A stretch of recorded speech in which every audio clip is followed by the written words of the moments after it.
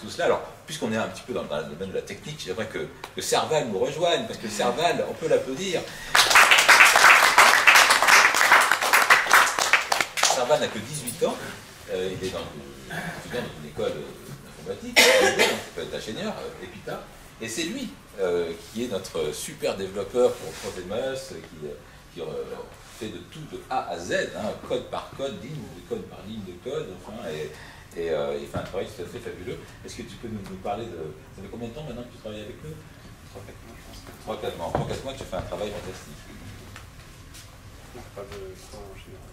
Bah, tout ce que tu as fait pour le moteur de recherche, tu l'as pris, il était déjà, effectivement, la maquette était déjà bien faite, mais il y avait beaucoup de bugs, et tu as réussi de réussir ce bug. C'est vrai que grâce à Alexandre qui est toujours derrière, quand j'ai une question ou quand il y a un bug à résoudre, je peux poser autant de questions que je veux, etc. Et vous demander de faire les tests directement.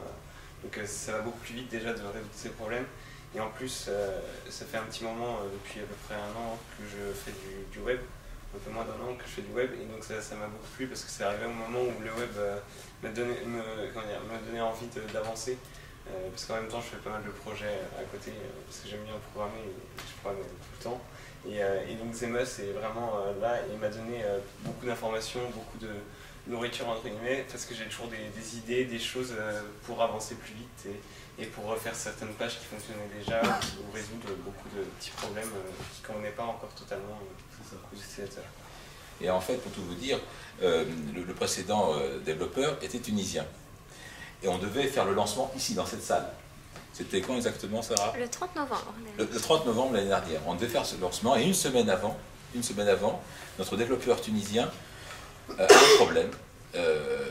Il n'était plus joignable par personne, ni par ses amis, ni par ses proches.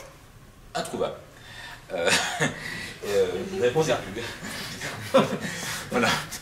Et donc, on savait plus vers qui se tourner parce qu'on n'a pas, vous savez, on est une petite association, on aurait eu des billets de banque, on aurait pu tout de suite trouver effectivement une agence. J'ai téléphoné à une agence de développement web qui m'a dit à moins de 100 000 €, on ne prend pas. Donc, alors, le local étant situé effectivement à côté de l'école d'hôpital, je me suis dit, on va aller avec Sarah, hein, frapper à la porte, on verra bien si on nous ouvre. Et là, effectivement, le chargé de la vie scolaire lui dit, pourquoi pas, aller demander directement aux étudiants. Bon, il nous donne cette chance-là, alors on monte les escaliers, il y avait 3 grandes salles, alors, chacune remplie par 45 combien d'étudiants à peu près?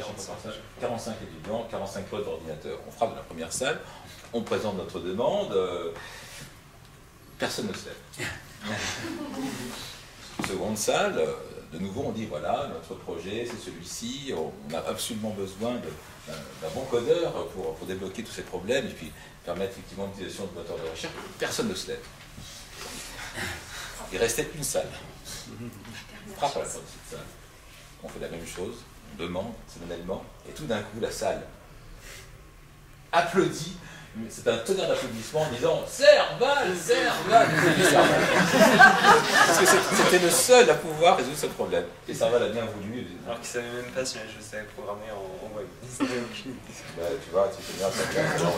Confiance en toi. Voilà, c'est comme ça que des petits projets associatifs peuvent se développer aussi.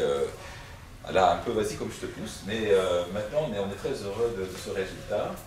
Et le moteur de recherche a une fière allure.